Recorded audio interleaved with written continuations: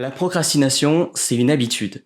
Mais comme toute mauvaise habitude, on est capable de la changer. Alors aujourd'hui, dans cette nouvelle vidéo, je vais vous expliquer qu'est-ce que la procrastination et comment changer cette habitude en de très bonnes habitudes pour pouvoir réussir vos projets ou pour pouvoir recommencer à travailler correctement. Pour ceux qui ne me connaissent pas, bonjour, je m'appelle Jérémy Amani, je suis en 3e année de médecine et je fais partie du tutorat santé Réunion et c'est d'ailleurs sur cette chaîne que va sortir cette vidéo sur la procrastination. Et comme vous l'aurez compris, aujourd'hui je vais vous parler de comment arrêter de procrastiner, en tout cas essayer d'arrêter de procrastiner. Donc je vous ai dit que la procrastination c'était une habitude, et pour bien comprendre l'habitude, il faut comprendre de quoi elle est composée. L'habitude est composée de 3 étapes. Premièrement, ça va être l'élément déclencheur, deuxièmement la routine, et enfin, troisièmement, la récompense. Donc si on joue sur ces 3 étapes-là, on peut soit créer une nouvelle routine, soit détruire certaines de ces étapes pour pouvoir casser une ancienne routine et donc du coup casser la procrastination. Donc déjà pour pouvoir jouer sur ces 3 étapes, il va falloir identifier que ce soit l'élément déclencheur, la routine ou la récompense et ensuite on va pouvoir travailler sur qu'est-ce qu'on va changer pour pouvoir détruire cette habitude. Donc je vous ai parlé de 3 étapes mais en fait je vous ai menti, il y en a 4 en vérité parce que l'élément déclencheur dépend d'une envie. Si par exemple je me lève le matin et que je vais me brosser les dents, l'envie c'est que j'ai envie d'avoir la bouche propre. Mais par contre mon habitude et mon élément déclencheur c'est je me lève le matin. Donc on pourrait reconstituer les étapes en éléments déclencheurs qui dépendent d'une envie, la routine et enfin la fin, donc la récompense. Par exemple, le matin quand vous vous levez, vous allez prendre votre petit déjeuner. Bon, c'est pas le cas pour tout le monde mais imaginons. Donc l'élément déclencheur ici c'est je me lève le matin qui dépend d'une envie, l'envie c'est j'ai faim. Donc du coup je vais prendre un petit déjeuner. Ma routine, ça va être mon petit déjeuner, et ma récompense, ça va être la satiété, j'ai plus faim, ou je suis content d'avoir mangé mon meilleur bol de céréales. Donc dans cet exemple précis, l'envie c'est pas de se lever, l'envie c'est tout simplement d'avoir faim. Et donc on va pouvoir jouer sur cette envie-là pour pouvoir casser une mauvaise habitude. En fait, la procrastination, c'est un petit peu une habitude pour contrer un stress. Si par exemple vous vous levez le matin et que vous n'allez pas manger, ça va vous stresser, vous n'allez pas commencer la journée d'un bon pied. Donc du coup on va mettre en place une habitude, une routine pour pouvoir avoir un élément déclencheur, je me lève le matin, puis une routine, je vais manger, comme ça je suis content. Donc si j'ai une habitude, si j'ai une routine, ça va être pour contrer quelque chose qui est stressant pour moi et donc du coup ici ça va être le fait de ne pas manger le matin. La procrastination c'est la même chose, travailler ça peut parfois sembler difficile. Quand moi tout à l'heure je vais aller prendre mon collège de neurologie et je vais me dire je vais travailler un item, peut-être que ça va me sembler un peu compliqué, je vais pas avoir l'envie de le faire, donc du coup je vais pas forcément rentrer dans une habitude de travail. En gros, si aujourd'hui je dois aller travailler un cours et que je me dis à l'avance que ce cours est compliqué, qu'il y a 60 pages c'est énorme et que je vais jamais y arriver, donc mon cerveau va préférer aller jouer à Pokémon qu'aller travailler le cours, parce que pour moi ça me semble difficile et compliqué. Ici, le stress, c'est la peur d'échouer. C'est le fait de me dire que je vais peut-être pas réussir à travailler le cours correctement, je vais peut-être pas réussir à l'apprendre correctement, 60 pages c'est extrêmement long, donc pour contrer ce stress, mon cerveau va mettre en place une routine, une habitude qui va être d'aller jouer à un jeu vidéo ou d'aller regarder des vidéos YouTube. Donc ce qu'il faut comprendre, c'est qu'une habitude, c'est fait pour contrer un stress. Si je me lève le matin et que je mange pas, je vais avoir faim dans la journée, ça va me stresser, je vais pas être de bonne humeur.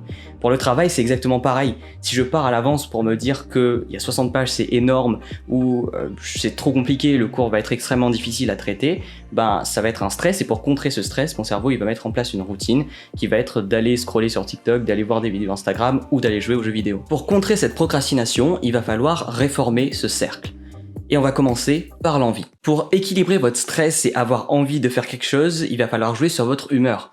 En effet, je vous ai dit que si aujourd'hui j'ai pas envie d'aller travailler, c'est parce que ça me semble compliqué, ça va être difficile, il y a beaucoup trop de pages, il y a des mots que je connais pas, et ça va jouer sur mon humeur. Donc si j'arrive à travailler un peu sur mon humeur, si j'arrive à travailler sur la manière dont je gère mon stress, je vais potentiellement pouvoir beaucoup plus facilement aller vers un exercice, aller vers un nouvel item de neuro, de cardio, d'infectio, etc. pour pouvoir le travailler. Pour avoir envie de travailler, il faut déjà arrêter d'avoir peur de l'échec et arrêter d'avoir peur de faire des erreurs. Je vous ai déjà dit qu'on apprend énormément avec les erreurs, il y a beaucoup d'études qui ont montré que faire des erreurs et se corriger était beaucoup plus bénéfique pour notre cerveau que juste relire ou surligner un cours, et donc du coup il va falloir réformer un petit peu notre manière de penser et aller justement faire des erreurs pour pouvoir les corriger, pour pouvoir apprendre quelque chose. Donc je vous ai parlé de réguler votre humeur, et pour réguler votre humeur, une technique qui marche extrêmement bien, c'est la méditation. Donc la méditation, ou encore plus poussée la cohérence cardiaque, je vais pas tellement vous en parler dans cette vidéo, allez voir d'autres vidéos, allez voir un petit peu sur internet en quoi ça consiste, installer des applications pour pouvoir en faire, mais au niveau scientifique, il y a plein d'études qui ont montré que par exemple les moines qui méditaient plusieurs heures par jour avaient beaucoup plus de résilience face à des vidéos qui étaient violentes, à des vidéos qui étaient choquantes, comparé à des personnes qui faisaient très peu ou pas de méditation. Ça veut dire quoi? Ça veut dire que leur cerveau était beaucoup moins stressé quand ils voyaient une violence se produire devant eux, et ils pouvaient réagir beaucoup plus calmement et beaucoup plus intelligemment. Et c'est à partir de là qu'on a compris qu'en fait la méditation ou encore la cohérence cardiaque servait à réguler le stress, servait à réguler toutes les émotions négatives et permettait de nous recentrer sur nous-mêmes, et quand on est en colère, quand on est stressé, de se dire bon, je vais le faire quand même, je vais essayer et on va voir ce que ça donne. Et au final, on est beaucoup moins stressé, et on a vu aussi au niveau des étudiants qu'ils avaient de bien meilleures notes quand ils faisaient soit de la cohérence cardiaque, soit de la méditation. La cohérence cardiaque, c'est un petit peu pareil, ce sont des effets assez similaires de la méditation, seulement ça se base beaucoup plus sur la respiration. C'est en gros 5 minutes de respiration avec un certain nombre d'expirations et d'inspirations pendant un certain temps. Je vous invite à aller voir sur internet, les effets de cette cohérence cardiaque sont tout à fait impressionnants.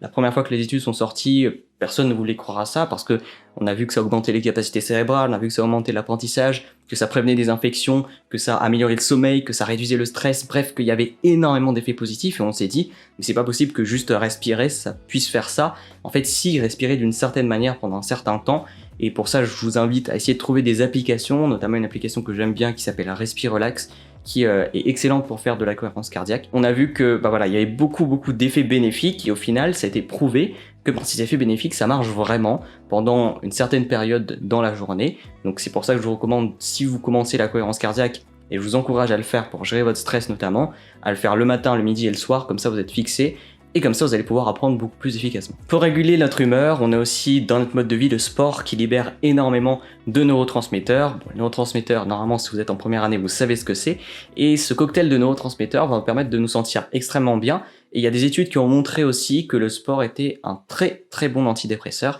et qu'il était parfois dans quelques situations même meilleur que certains médicaments. Donc je vous invite grandement, même si c'est que 20 minutes par jour, 15 minutes par jour, à essayer de faire un petit peu de sport le matin, le soir quand vous rentrez des cours, et vous verrez que l'effet bénéfique sur vous-même au niveau physique et même sur votre sommeil et sur votre apprentissage va être excellent. Le sommeil, c'est la chose la plus importante dont je vais vous parler. Ça prévient des infections, ça améliore votre mémoire, ça permet d'avoir beaucoup plus de capacité, notamment dans la journée. Si vous êtes en manque de sommeil, vous êtes plus sujet à des infections, vous pouvez avoir des hallucinations, des pertes de mémoire, etc.